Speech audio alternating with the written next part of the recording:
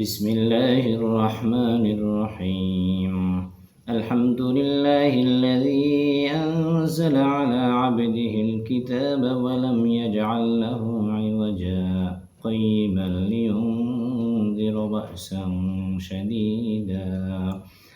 لينذر بأسا شديدا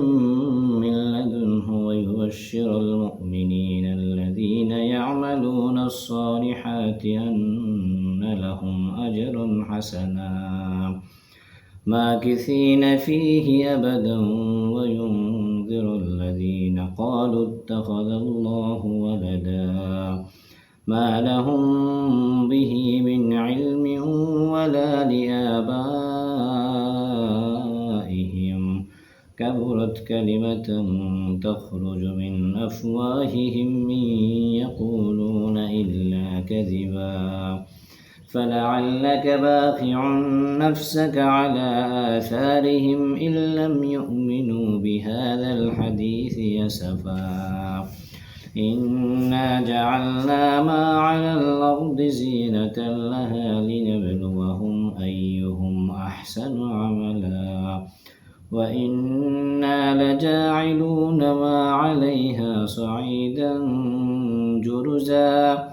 أم حسبت أن أصحاب الكهف والرقيم كانوا من آياتنا عجبا إذ أوى الفتية إلى الكهف فقالوا ربنا آتنا من لدنك رحمة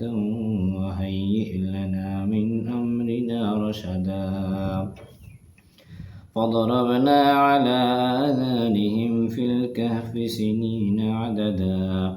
ثم بعثناهم لنعلم أي الحزبين أحصى لما لبثوا أمدا نحن نقص عليك نبأهم بالحق إنهم فتية آمنوا بربهم وزدناهم هدى وربطنا على قلوبهم إذ قاموا فقالوا ربنا رب السماوات والأرض لن ندعو من دونه